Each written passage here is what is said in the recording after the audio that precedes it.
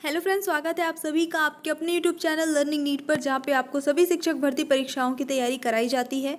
और स्टार्ट करेंगे आज का सेशन। यहाँ पे देखने वाले हैं हम सीडीपी यानी कि बाल विकास एवं मनोविज्ञान के कुछ चुनिंदा प्रश्न। यहाँ पे 30 प्रश्नों का सेट रहेगा, क्योंकि आपके परीक्षा में बेसिकली इसके 30 प्रश्न जो है वो आते हैं।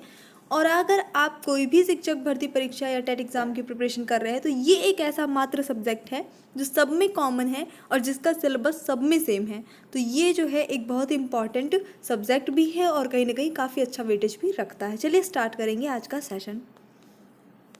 अधिगम की प्रक्रिया के प्रभावी रूप से विकसित होने के लिए क्या आवश्यक है? तो यहाँ पे देखिएगा, अधिगम की प्रक्रिया जो है वो अच्छे से विकसित हो जाए, इसके लिए क्या आवश्यक है? संवेगात्मक स्थिरता, संवेगात्मक अस्थिरता, दोनों या फिर मूल प्रवृत्ति। काफ़ी अलग सा प्रश्न है, आज आपको ऐसे ही प्रश्न देखने को मिलेंगे ज़्यादा। चलिए देखेंगे यहाँ पे जो सही उत्तर होता है आपका ऑप्शन नंबर ए होता है। संवेगात्मक स्थिरता होना बहुत ज़रूरी होता है, तभी हम कोई भी चीज़ें सीख सकते हैं। कुछ भी सीखें, चाहे वो ज़रूरी नहीं कि पढ़ाई से रिलेटेड ही हो, कुछ भी अगर हम सीख रहे हैं तो वो हम सीख पाएंगे। भौतिक विकास एवं अधिगम के मूल में समावेश है संवेगात्मक विकास, नैतिक विकास, मानवता का विकास, आदर्शों का विकास। भौतिक विकास और अधिगम, तो यहाँ पे जो सही उत्तर हो जाता है वो हो जाता है आपका अगेन संवेगात्मक विकास। समझ लीजिए कि आज का जो आपका टॉपिक है, आपका जो सेट है वो संवेग पर ही, वो वाले चैप्टर पे ही डिपेंड है, बेस्ड है आई मीन। तो यहाँ पे देख लीजिए, सृजन की क्रिया किस संवेग से बाधित होती है? क्रिएटिविटी किसी इंसान की किस संवेग के कारण बाधित हो जाती है? क्रोध से, घृणा से, भूख से, प्यास से। तो यहाँ पे जो सही आंसर होगा वो हो जाता है आपका ऑप्शन नंबर बी, घृणा से। जब किसी चीज़ से हमें अगर घृणा आएगी तो हम उस चीज़ का सृजन नहीं करेंगे, वो चीज़ उससे क्रिएटिविटी। मान लीजिए कि कोई इंसान है, कोई बच्चा है, या हम आप में से कोई भी हो सकता है, ठीक है। उसको क्या है, कोई भी चीज़ का निर्माण करना है, उसको एक छोटे से कमरे का निर्माण करना है, एक दीवार बनानी है, या कोई मिट्टी की मूर्ति बनानी है, लेकिन उसे मिट्टी से घृणा आ रही है, तो वो बना पाएगा? नहीं बना पाएगा, है ना। ऐसे ही वो कोई भी चीज़ अगर कुछ क्रिएटिविटी करना चाहता है, कुछ नया बनाना चाहता है, कोई निर्माण कर रहा है, अगर उसे पर्टिकुलर उस चीज़ से घृणा है, या सिंपली सोच लीजिए अगर कोई भी, आप इसके वजह से सृजन से इसका कोई रिलेशन नहीं है, लेकिन फिर भी मैं एक एग्जांपल दे रही हूँ कि अगर मान लीजिए कोई खाना बनाता है, ठीक है। अभी उसको क्या है कि टमाटर की सब्जी बनानी है, लेकिन उसको टमाटर छूने में घृणा आती है, तो वो बना पाएगा? कभी कभी नहीं बना पाएगा। तो हालांकि इसका सृजन से नहीं था, सृजन मतलब कुछ भी क्रिएशन की बात हो जाती है, कहीं ना कहीं आप इसे रिलेट कर सकते हैं। तो ये मैंने एक एग्जाम्पल बस दिया है, घृणा से जो है वो सृजन की क्रिया बाधित हो जाती है।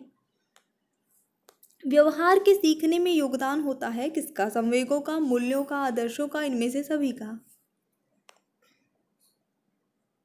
हम जो भी व्यवहार करते हैं, जो भी हम, वो हमने एक्चुअली सीखा ही है ना। जन्म के वक्त तो पता होता नहीं किससे कैसा बिहेव करना है।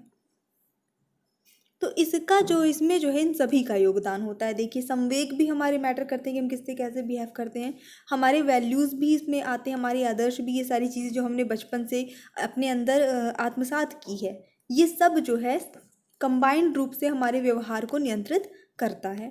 शैशवावस्था में प्रमुख रूप से विकसित होता है क्या? प्रेम, भय, क्रोध, इनमें से सभी।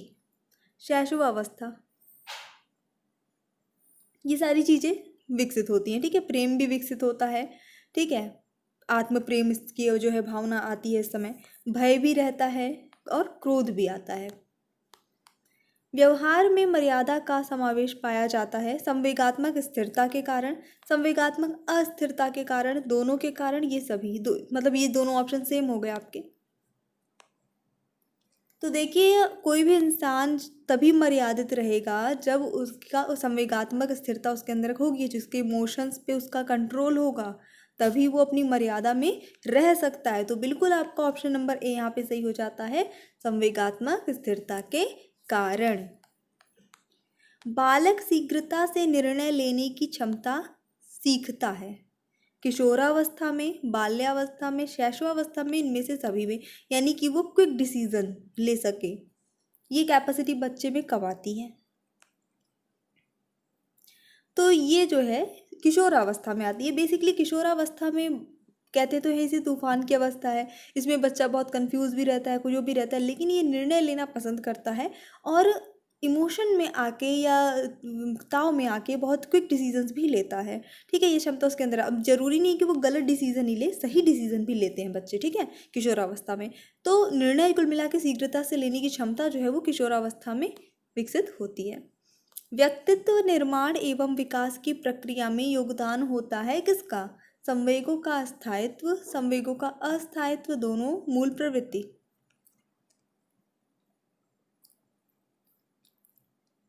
सो बेसिकली यही क्वेश्चन अगर आपका आता और उसमें ऑप्शन होता वातावरण और अनुवांशिकता, तो ये दोनों आपका सही आंसर हो जाता, ठीक है। लेकिन ऑप्शन अलग है, वह प्रश्न वही है, व्यक्तित्व निर्माण विकास की प्रक्रिया में किसका योगदान है। तो सही उत्तर हो जाता है आपका ऑप्शन नंबर ए, संवेगों के स्थायित्व का। बहुत ज़्यादा कहीं ना कहीं अगर कोई इंसान इमोशनली इम्बैलेंस है, मतलब कुछ लोग को आपने देखा होगा बात बात पे, छोटी छोटी बात पे रोने लगते हैं, कुछ लोग बिल्कुल गुस्सा हो जाते हैं, मतलब वो न जगह देखते हैं ना समय देखते हैं, कुछ उसने मतलब नहीं है, बहुत उनको उनका अपने ऊपर कंट्रोल नहीं होता, अपने इमोशंस पे कंट्रोल नहीं होता है। तो कहीं ना कहीं ऑब्वियसली उनकी पर्सनैलिटी जो है वो परफेक्ट नहीं कही जा सकती। एक किशोर भूख लगने पर खाना बनाने का प्रयास करता है तथा खाना बनाना सीख जाता है, तो उसका ये प्रयास कैसा प्रयास माना जाएगा? संवेग द्वारा सीखना, सहयोग द्वारा सीखना, अनुकरण द्वारा सीखना, इनमें से सभी। देखिए प्रश्न अच्छे लग रहे हो तो लाइक करिएगा एक बार। क्या होता है कि एक किशोर है जिसने कभी खाना नहीं बनाया है, वो कभी खाना बनाता नहीं था, लेकिन हुआ क्या कि एक दिन उसके घर वाले चले गए गांव, अब वो है अकेला, अब उसको भूख लगी, अब उसको तो बनाना ही पड़ेगा कुछ ना कुछ, तो वो कोशिश करता है जाके कुछ भी उल्टा सीधा बनाने का, और फाइनली वो सीख जाता है, मतलब ऐसा नहीं कि बिगड़ जाता है, उसको वो सीख लेता है वो खाना बनाना। तो यहाँ पे अधिगम हो चुका है, सीख चुका है। ऑप्शन नंबर यहाँ पे सही होता है ए। वो संवेग जो उसको भूख लगी, वो भूख ने उसको इंस्पायर किया खाना बनाने के लिए, और बनाते बनाते वो सीख गया, तो यहाँ पे वो संवेगों द्वारा सीखा है। एक बालक को धन की आवश्यकता होने पर पिता से धन, वो एक बालक जो है मांगता है अपने पापा से, इसके लिए उपेक्षा मिलने पर वह धन कमाने के लिए विभिन्न कौशलों को सीखने लगता है। अब क्या होता है, पापा मना कर देते हैं, उसके पिताजी मना कर देते हैं, नहीं देंगे जाओ, कोई पैसा नहीं मिलेगा ऐसा। तो वो क्या करता है कि वो सीखने लगता है अलग अलग कौशल की, ताकि वो पैसे कमा सके अपने अंदर, वो सोचता है कि टैलेंट जैसे कि हम ये पढ़ लें या ये सीख लें ऐसा। इस कार्य में किस संवेग का योगदान होता है? आत्माभिमान का, सहयोग का, भूख का, दैन्यता का। तो यहाँ पे आत्माभिमान वाली जो भावना होती है वो इंस्पायर करती है। देखिए यहाँ पे ध्यान दीजिएगा, वो चोरी नहीं कर रहा है कि पैसे नहीं मिले तो चुरा लें, वो तरह तरह के कौशल सीख रहा है, काम कर रहा है, मतलब अपने ऊपर मेहनत कर रहा है, कहीं ना कहीं उसको लगा कि हम भी कमा सकते हैं, हम भी कमाएंगे अपने पैसे, है ना। तो आत्माभिमान वाली जो भावना ये है वो यहाँ पे आई है। लक्ष्य की प्राप्ति में सूझ के महत्व को मानने वाले विद्वान कौन थे? Skinner, Drever, garrison, McDougall. सही उत्तर होता है यहाँ पे आपका ऑप्शन नंबर बी, ड्रेवर। इन्होंने माना है कि लक्ष्य की प्राप्ति में अब सूझ का भी जो है वो बहुत बड़ा योगदान होता है, और सही भी बात है, सिर्फ मेहनत ही जरूरी नहीं है, सूझबूझ भी होनी चाहिए। शिक्षा मनोविज्ञान सहायता प्रदान करता है किसमें? अनुशासन में, मूल्यांकन में, बाल विकास के ज्ञान में, परिवार में। सही उत्तर होता है यहाँ पे आपका ऑप्शन नंबर सी, बाल विकास के ज्ञान में। खेल एक ऐसी क्रिया है जो दूसरों के लिए की जाती है, अपने लिए की जाती है, परिवार के लिए की जाती है, शिक्षकों के लिए की जाती है। खेल क्यों खेलते हैं हम? तो बिल्कुल अपने लिए खेली जाती है, अपने आनंद के लिए खेल की जो है क्रिया की जाती है, तो ऑप्शन नंबर यहाँ पे बी सही हो जाता है। सामान्य बालक का बुद्धि लब्धि स्तर क्या होता है? 71 से 80, 81 से 90, 91 से 110 या 111 से 120।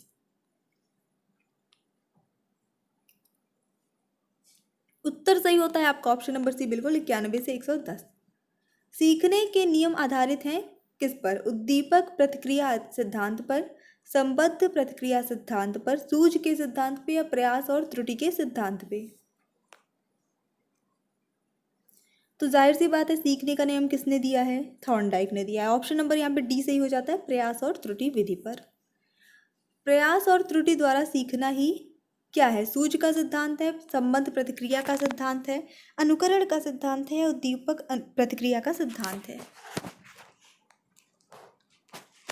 तो यही जो है ये आपका यहाँ पे सही आंसर क्या हो जाएगा, प्रयास और त्रुटि। अभी आपने ऊपर देखा कि सीखने का नियम जो है प्रयास और त्रुटि पर, विधि पर आधारित है। अब यहाँ पे प्रयास और त्रुटि द्वारा अगर हम सीखते हैं तो वो जो हो जाएगा आपके उद्दीपक प्रक्रिया का सिद्धांत के अंतर्गत आ जाएगा। अगला देख लेते हैं। व्यवहार के कारण व्यवहार में कोई भी परिवर्तन अधिगम है, ये किसने कहा है, स्किनर, गेट्स, कैल्विन या गिलफोर्ड। उत्तर सही जाता है इस प्रश्न के लिए आपका ऑप्शन नंबर डी, गिलफोर्ड ने कहा है कि व्यवहार के कारण व्यवहार में कोई भी परिवर्तन आता है तो ये अधिगम कहलाता है। पावलव था क्या, पावलव एक्चुअली क्या थे, एक अंग्रेजी मनोवैज्ञानिक, एक भारतीय मनोवैज्ञानिक, रूसी मनोवैज्ञानिक या अमेरिकी मनोवैज्ञानिक। सही उत्तर होता है यहाँ पे आपका ऑप्शन नंबर सी, एक रूसी मनोवैज्ञानिक थे। अधिगम के विभिन्न सिद्धांत व्याख्या करते हैं किसकी, कौशल अधिगम में बुद्धि के योगदान की, संज्ञान परक अधिगम में व्यक्तित्व की भूमिका की, अधिगम घटित होने से अभिप्रेरणा के महत्व की, अधिगम के उत्पन्न एवं व्यक्त होने की प्रक्रिया की। अधिगम के जितने भी सिद्धांत हैं वो कुल मिला के किसकी व्याख्या करते हैं, कंबाइंड रूप से क्वेश्चन पूछा गया है यहाँ पे। तो यहाँ पे सही उत्तर है आपका ऑप्शन नंबर डी, अधिगम के उत्पन्न और व्यक्त होने की प्रक्रिया की। ठीक है, जाहिर सी बात है अधिगम के सिद्धांत है, अधिगम से ही संबंधित रहेंगे। बालकों को कविताओं के माध्यम से शिक्षण करना प्रभावशाली माना जाता है क्योंकि कविताओं में निहित होती है क्या, कला, सौंदर्य, अनुभव, ये सभी। क्यों, अगर बच्चों को कविताओं के माध्यम से सिखाया जाए, पढ़ाया जाए तो वो ज़्यादा इफेक्टिव होगा, क्योंकि कविताओं में होता है सौंदर्य, सुंदर होती हैं, अच्छी लगती हैं, बच्चों को पढ़ने में मज़ा आता है, याद जल्दी हो जाती हैं, तो कहीं ना कहीं वो अट्रैक्टिव लगेगा। जब कविताओं के माध्यम से शिक्षण किया जाएगा तो बच्चे इसमें इंटरेस्ट लेंगे, उनको मज़ा आएगा और वो चीज़ों को जल्दी सीख जाएंगे। सौंदर्यात्मक विकास एवं मूल्य अधिगम से संबंधित है क्या, प्रत्यक्ष रूप से, अप्रत्यक्ष रूप से, दोनों या सामान्य रूप से। दोनों एक दूसरे से संबंधित किस तरह से हैं, बस यही बताना है। तो देखिए यहाँ पे मूल्य अधिगम और सौंदर्यात्मक विकास, ये दोनों ही आपस में जो है वो प्रत्यक्ष और अप्रत्यक्ष दोनों रूप से ही संबंधित हैं। तो आपका ऑप्शन नंबर सी यहाँ पे हो जाता है कहीं ना कहीं। देखिए कितनी भी चीज़ें जो भी आपको मिलेंगी स्पेशली सीडीपी में, तो कहीं ना कहीं हम जो कुछ भी सीखते हैं, जो कुछ भी हमारा विकास है, सब एक दूसरे से इंटर रिलेटेड रहता है। ठीक है, हर कोई एक दूसरे से कहीं ना कहीं इंटर रिलेटेड है काफ़ी हद तक। संगीत एवं लोकगीत का अधिगम बालक शीघ्रता से करते हैं क्योंकि इसमें निहित है क्या, सौंदर्य पक्ष, भाव पक्ष, दोनों, नैतिक पक्ष। अब बात वही आई, ऊपर हम लोग क्या देख रहे थे, कविता के देख रहे थे, यहाँ पे वही चीज़ है कि संगीत और लोकगीत। अभी जैसे मैंने आप लोगों को एक फिल्मी गानों का एक जो है वीडियो दिया था, फिल्मी गानों से अलंकार की प्रैक्टिस कराई थी, उसमें आपने इंटरेस्ट लिया, मज़ा आया है ना, सॉल्व करने में, प्रैक्टिस की प्रैक्टिस हुई, पढ़ाई की पढ़ाई हो गई, याद भी रह गया। क्यों, तो यहाँ पे जो सही उत्तर होता है आपका ऑप्शन नंबर सी हो जाता है। देखिए उसमें सौंदर्य पक्ष भी निहित होता है संगीत और लोकगीत में, और भाव पक्ष भी निहित होता है। ठीक है, इमोशंस भी होते हैं, और जैसे कि हर गाने हर गीत में कुछ ना कुछ रस होता है, कुछ भाव होता है उसका, और साथ ही साथ वो सुंदर भी लगते हैं सुनने में। प्राकृतिक संसाधनों का अधिगम में प्रयोग करने के लिए छात्रों में किस विकास की आवश्यकता होती है, बच्चा अपने सीखने के लिए प्राकृतिक संसाधनों का प्रयोग करे, है ना, ऐसा उसके अंदर विकास हो जाए, इसके लिए किसकी आवश्यकता होगी, शारीरिक विकास की, मानसिक, नैतिक, सौंदर्यात्मक विकास की। उत्तर सही होता है यहाँ पे आपका ऑप्शन नंबर डी, सौंदर्यात्मक विकास की आवश्यकता होगी, है ना, ताकि बच्चा जो कुछ भी सीख रहा है, जो भी मान लीजिए आपने उसे कोई प्रोजेक्ट दिया है, कोई काम दिया है, तो उसको सुंदर बनाने के लिए अगर वो प्राकृतिक जो कुछ भी नेचुरली चीज़ें अवेलेबल हैं वो अपना दिमाग लगा के उनको उस पर यूज़ कर रहा है, अप्लाई कर रहा है, तो कहीं ना कहीं वो सौंदर्यात्मक विकास जो है उसका वो डेवलप हो चुका है कहीं ना कहीं काफ़ी हद तक। वो समझ पा रहा है कि किन चीज़ों का प्रयोग, इन चीज़ों में सुंदरता है, या इन चीज़ों को सुंदर तरीके से रिप्रेजेंट किया जा सकता है, यूज़ किया जा सकता है। और एक और चीज़ का, ये तो मैंने बच्चे के पर्पस मतलब परसेप्शन से आपको बताया, टीचर के परसेप्शन से बताते हैं। जैसे बोला जाता है कि कंचों का यूज़ करना, माचिस की तीलियों का यूज़ करना पढ़ाने के लिए, है ना, प्राकृतिक संसाधनों का हम कुछ भी यूज़ करें, पत्तों का यूज़ कर रहे हैं, तो ये इसका यूज़ क्यों कर रहे हैं? क्योंकि एक तो इससे प्रत्यक्षात्मक जो है ज्ञान हो जाता है, बच्चे को प्रत्यक्ष हो जाता है, वो देख लेता है। दूसरा ये अट्रैक्टिव दिखता है। अभी आप एक फूल लेकर चले जाइए क्लास में, साइंस की क्लास है, वैसे आप कितना भी पढ़ाए रहेंगे, लेकिन सही सही का एक फूल लेकर ऐसे उसको दिखाने लगेंगे बच्चे को, तो सारे बच्चे अपना चाहे जो काम कर रहे हो छोड़ के बस उन सबकी नज़र आपकी तरफ हो जाएगी, है ना? क्योंकि वो अट्रैक्टिव दिख रहा है, उस उनको बच्चों को इंटरेस्ट जग जाता है कि अच्छा ये देखते हैं क्या बताया जा रहा है। तो बस यही बात है। सीखने के नियमों के प्रतिपादक हैं कौन? कॉल्फका, थॉर्नडाइक, वाटसन, कोहलर। उत्तर सही होता है इस प्रश्न के लिए आपका ऑप्शन नंबर बी। अभी हम लोगों ने ऊपर यही देखा था, थॉर्नडाइक।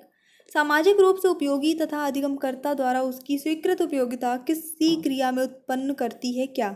स्थायी अधिगम, सामान्य अधिगम, मंद अधिगम या सामान्य से अधिक अधिगम।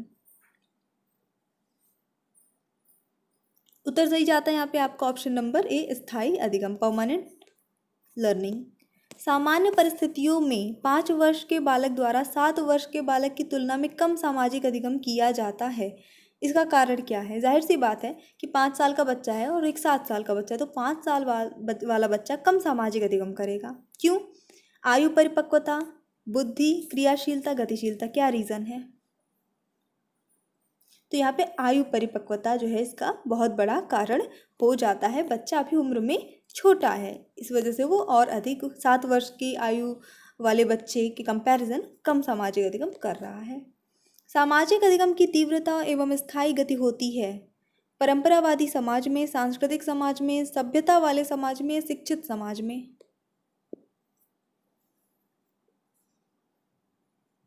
उत्तर सही होता है यहाँ पे आपका ऑप्शन नंबर डी, शिक्षित समाज में। जिस समाज में सामाजिक नियम एवं परंपरा प्रगतिशील एवं आत्मानुशासन से संबंधित होंगे उस समाज में सामाजिक अधिगम की स्थिति होगी क्या? सामान्य, मंद, उत्तम एवं तीव्र, सामान्य से कम। तो सही उत्तर हो जाता है इस प्रश्न के लिए उत्तम होगी और तीव्र भी होगी। प्रगतिशील की बात हो रही है, आत्मानुशासन से संबंधित होने की बात हो रही है। रूढ़िवादी समाज में सामाजिक अधिगम की मंदता का कारण होता है क्या? अस्वस्थ परंपराएं, अंधविश्वास, अनुपयोगी परंपराएं, ये सभी। क्यों? जो कंजर्वेटिव टाइप का समाज होता है, रूढ़िवादी समाज होता है, वहाँ पे सामाजिक अधिगम की मंदता होती है, उतना अच्छे से नहीं हो पाता है। रीज़न यहाँ पे आपका ऑप्शन नंबर डी हो जाता है। ये सारे ही उसके कारण होते हैं। एक बार वीडियो को प्लीज़ लाइक कर दीजिएगा और अगर आप चैनल पे नहीं हो तो सब्सक्राइब करिए। बाकी सभी प्लेलिस्ट के लिंक जो है डिस्क्रिप्शन बॉक्स में है, क्योंकि 1500 से भी ज़्यादा वीडियो आपको इस चैनल पे टेट एग्जाम्स के लिए थ्योरी हर सब्जेक्ट की और प्रैक्टिस सेट 100 से भी ज़्यादा प्रैक्टिस सेट सभी सब्जेक्ट के मिल जाएंगे। ये है कि एक बार आपको प्लेलिस्ट खंगालनी ज़रूर पड़ेगी, चेक कर लीजिए, टॉप सब्जेक्ट वाइज सबको अरेंज कर रखा है। अन्य देशों की तुलना में भारतीय बालकों में सामाजिक अधिगम की गति तीव्र होती है क्योंकि भारतीय समाज संपन्न है किस चीज़ से? शिक्षा से, संस्कृति एवं सभ्यता से, नैतिकता से या मानवता से।